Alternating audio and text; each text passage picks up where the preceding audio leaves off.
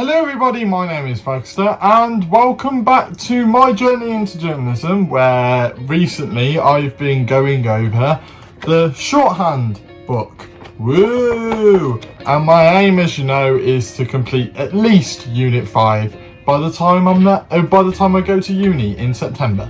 So I've had I think it's been a week or something, and if you haven't seen my video where I've been away for a while, I've had a lot of time. I say a lot of time. I didn't really do this for a lot amount of time. I just spent one afternoon doing Unit 2, and I completed Unit 2. So writing in Teeline is completed. So I'm just going to run you through obviously what happened, what I did, and it's only 3 pages long, I think it is. Yeah, it's about 3 pages long.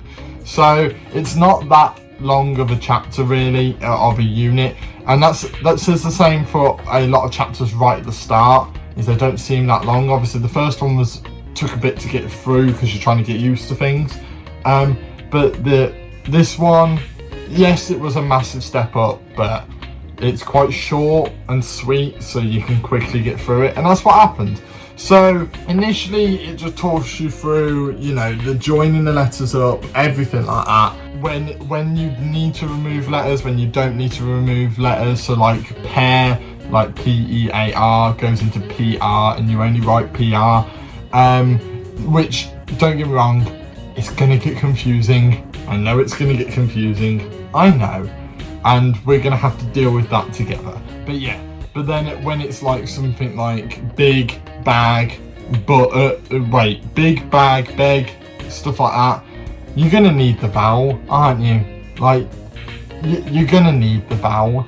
So that's when you write the vowel, and it shows you, you know, what you do and how you write the vowels. But then above it, it shows you when to remove letters and what that looks like, and then when you don't remove letters.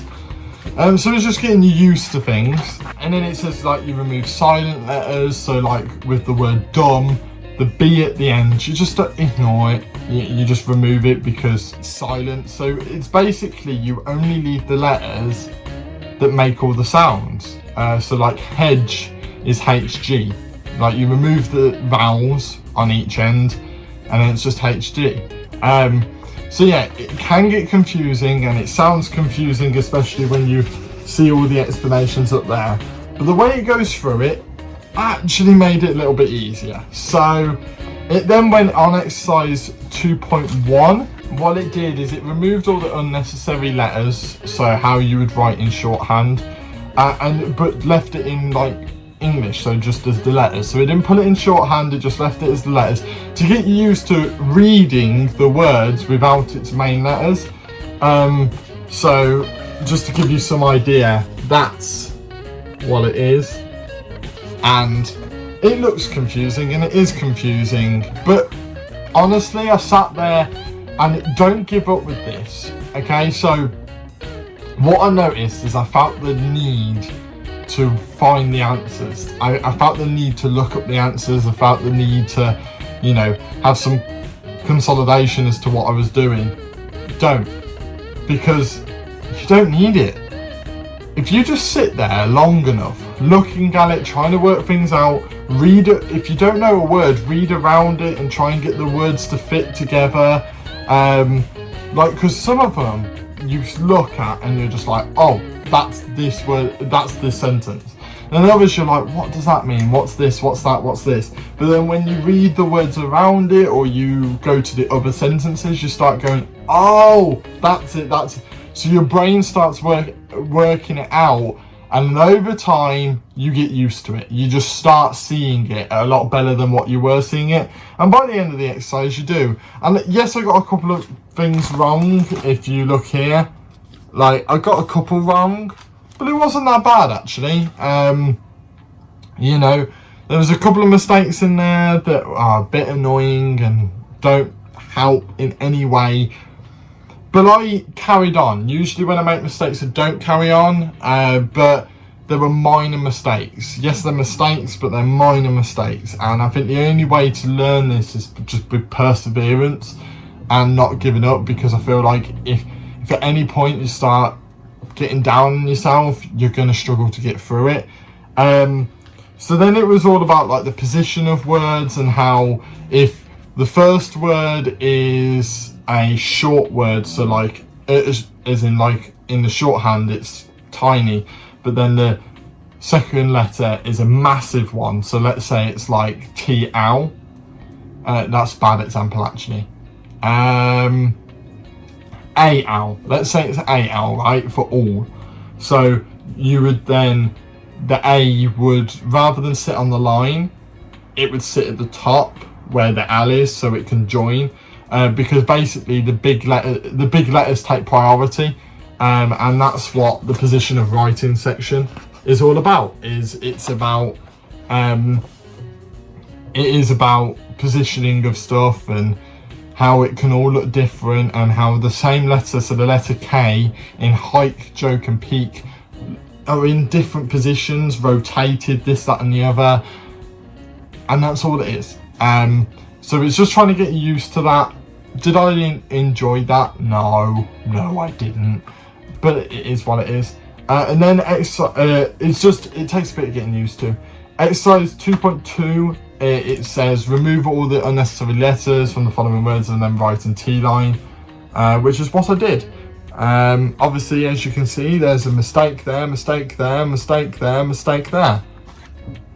I made 4 mistakes, yet I didn't redo that exercise. So there's a lot about the difference in the last 2 units, doesn't it? Because these ones, it's all about priorities, right? So I thought the D wouldn't take priority, the D does take priority. So that's where I went wrong twice. Then I just put, stupidly, when you're joining letters, you join them like in English, and I don't know why I didn't do that. I started joining them where I thought it would go, and I just didn't follow the lines. Like, you're meant to just one smooth movement.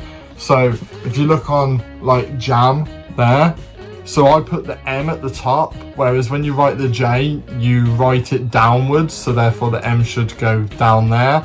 But I wrote it at the top because it looked nicer to me, and that's not what it's about. Then the word tough was an eye-opener, and I mean an eye-opener, because tough, it's like, okay, you've got to remove all the unnecessary letters. Tough, which is spelled T-O-U-G-H, goes to T-F. I forgot it mentions previously sounds also count. So if it sounds like an F, it sounds like an S, if it sounds like a K, you know, you're going to write those letters, even if those letters aren't in the word itself. That's where it can get confusing, and that's where I went wrong on that one, because I just went TH and it was TF. So just minor mistakes. It didn't go well, it didn't go perfectly, but it's like, right, 2 of the mistakes were for the same reason. I both didn't prioritize the D. Brilliant. Do not take that out of context. Then you've got jam. Can't believe I just said that. Then you've got jam, which I just didn't join them up properly. My mistake. And then the sounds and the phonics and stuff, that was an eye-opener. That's then an eye-opener for the next exercise, exercise 2.3, which is they give you a bunch of T-line letters and words, and you've got to work out what the letters are, but I thought it meant work out what the words are. Now what it says is read and copy the following T-line letters. Can you suggest words for them? Now what that meant was me write down the T-line, me then write down the letters in the T-line that the T-line represents, and then work out a word from it. I did the opposite. I wrote down the T-line, I tried to come up with a word, and then I wrote the letters to help me come up with the word. So I kind of did it right, but I thought what they were looking for was the word, and that's what I was going to mark it off. It's not what they want you to mark it off, it's the letters. So, dumb me. But yeah, I got a lot of it reasonably right. The only problem I don't like is they don't give you a suggestion as what the words can be. So like that one at the top is BLV, and I think it's believe, and it's later proven in one of the exercises that it is believed, but it's not suggested in the answers. It's not like, oh, by the way, this word is this, which is a bit annoying. So yeah, it's just a bit annoying, really. Only a minor inconvenience when it comes to using this book. It's the only thing I found so far that's just annoyed me a little bit, and you know, because I quite like to know what the words are. But judging by the next exercise, which I'll go through, I actually did really well, and I guessed a lot of them correct. But yeah, it's these letters are a lot more complicated than we've had. They're more complicated than any words we've ever had. So if you don't look at the previous two exercises and you don't do them and you jump straight into that, you're going to have a heart attack, because it just doesn't make sense. However, by reading through everything and slowly letting it sink in, you don't look at it scared. You look at it as, oh, that's a good challenge, because it is. It's a very good challenge, and I love it. I love a challenge, and that was a really good one. It was probably one of the most enjoyable exercises I've done, and I can't believe I'm saying that I enjoyed an exercise. But if you're going into journalism, you know you're going to have to do shorthand, so try and enjoy it as best you can, because if you don't enjoy it, you're going to struggle. So tackle it as something to enjoy doing, especially if you're doing it before going uni. Like, that's your choice. Like, tackle it with a bit of happiness is all I say, because otherwise you're just going to wind yourself up, and you don't want to wind yourself up before you've even arrived at university. I genuinely enjoyed this exercise. I thought it was a really good challenge, and just proved to me that I can do this. Like, and that's what these exercises are trying to do, is before you get to X, Y, and Z, not the letters, but you get what I mean, the analogy.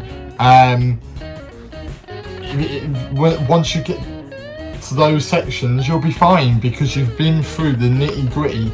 Like, they're trying to stop you from being scared of Teeline. That's what they're trying to do in these early exercises. Is first exercise, get used to it. Second exercise, get used to it a bit more, but we're going to chuck in some difficult stuff to get you less scared of what's to come. So yeah, I enjoyed that. I thought it was good. It's tough. Definitely write down the letters first, and sometimes just don't be scared to look back. I know that's a bad thing to say, but just don't be scared to look back, because it's fine to look back and familiarise yourself with stuff. I did it a couple of times, and as long as you learn from it rather than relying on it, that's what it's supposed to be if you look back at something. Then we moved on to punctuation, which I wrote them down. You are meant to in a way, but I just wrote them down because I thought it was the right idea. So then it's in the book rather than having to flip back in the shorthand book. I can flip back in this, and I like flicking back and seeing my own handwriting. It means that I've written something important. So yeah, for me, that's the right thing to do, so that's what I did. So yeah, that's the punctuation. It's just telling you what the full stops are, the dashes, the hyphens, and the paragraphs. Everything else is apparently the same as usual, but I don't believe that for a second, because in the next exercise there's questions with question marks, and I don't put a question mark, so I don't know what the deal is there. I don't know whether I've missed anything. If I have, please tell me. And obviously the capital letters is 2 dashes underneath the line of the word, so you know to put a capital letter at the start, which I quite like. It's quite a simple way to indicate a capital letter. And the final exercise is so much fun. Look at that. Look at that. Wow. It's like a massive bunch of hieroglyphics. And basically copy this. It says to obviously write down stuff. Copy them. So literally write down the T line, because when you flick back, you might, look at that exercise and just try and familiarise yourself. Like, especially if you take a break, like sometimes I do. If you take like a week break, maybe you take more. Maybe you take 2-3 weeks break. and you want to look at what you've done previously rather than having to open the Teeline book. Write it in here, so you only have to open this. You know, your little notebook, you can just be like, oh, that sentence is I have been to England. Brilliant. You know, yeah, and then you just familiarise yourself with the words and things. This is where I had to look back a couple of times, back to when the letters represented words. I had to look back at a couple of them. Not a load, but a couple. And don't be scared to do that, because as long as you learn from them later on and you don't rely on it, as I've mentioned before, you'll be fine. But yeah, I made a couple of mistakes. Like one of them, I tried to make the sentence make sense more. Don't do that. Don't try and make the sentence make sense. Just write down what's in front of you. That was the mistake I made there. And it's also remembering words. Like, so if you're struggling on a word, like if you see it and like, because I saw a couple of things and I was like, oh, that's cool, or that's cab, or, you know, that's home. I'll look at it and I instantly will know what the word is depending on the context of the sentence and the letters in it. Sometimes I wouldn't be able to work it out. So in your little margins, which is what I've done, write down what the letters are. So like one of the words had JN in, and I was like, JN? What's got JN in? The other one I saw had DMGD, and I went, oh, damaged.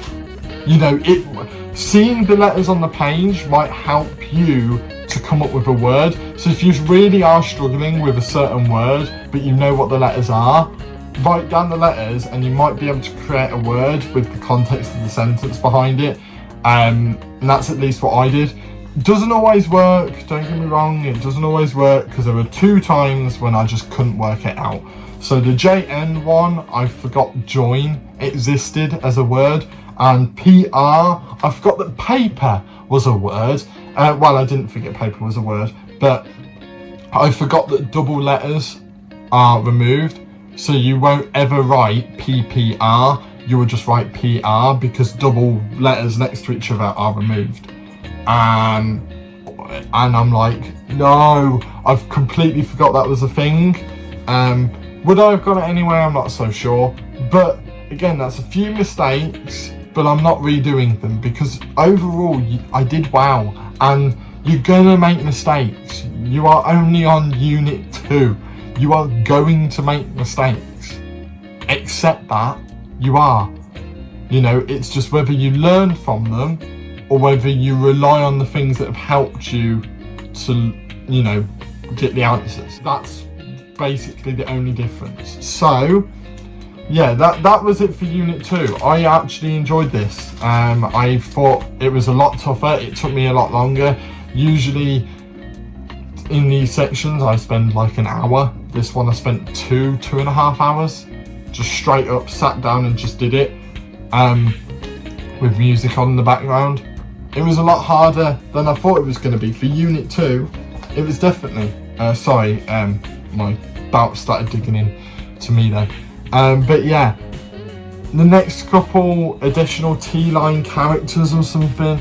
So it's going to probably be like, so CH has its own symbol when that's in a word and stuff. So it's going to be learning how to deal with that on its own and little things like that. So it's going to be interesting. But unit 2 was fun. In places it was a lot tougher, but if you tackle it calmly, if you need to repeat an exercise, repeat an exercise. Like, I know for a fact if I'm going to struggle with if I'm going to struggle here on out, I'm going to repeat an exercise I've already done, because it will just help refresh your brain. It will help it sink in that little bit more. And especially if you've not done very well, or you don't personally believe you've done very well, take a day's break, take a half a day's break, come back to it, redo the exercise and see what you do then. And over time you'll just get better and better and better. I'm hoping I'll just get better and better as I move forward, because I'm not getting loads wrong, whereas I think in unit 1 when I got a lot wrong, I would then repeat an exercise. I only got a few minor things, but but whether you think they're minor or major will depend on whether you repeat the exercise or not. But yeah, I flew through that unit. I liked it. At this rate, I'm going to complete more than 5 units in preparation for uni, which is huge. Like that'll be massive. So yeah, if you've got any tips or tricks, put them down in the comments down below. Hopefully I helped you out, or just if you want to know what I'm doing, then hopefully I've given an update of what I'm doing. It's a bit longer because I spent longer actually doing this unit, so the video is a bit longer. But yeah, hopefully I've helped some of you out, or you're just interested in what I'm doing. Put anything down in the comment section, any help for other people, any idea, any help for me. You know, if there's any tips and tricks you've worked out, put them across, put them down in the comments, because it will just help people out. If you want me to go over more things in the future, just put them down. Like if you like, oh, I'd prefer it if you went over this a lot more than you do in the videos, put that as well. I'm just going to get better at this as we go along, as you do with everything. So yeah, hit that like button if you like this video, and like me basically giving updates of my journey into journalism. Put anything down in the comments down below. Subscribe if you're new here to join me on this journey, and I shall see you in the next video. See ya!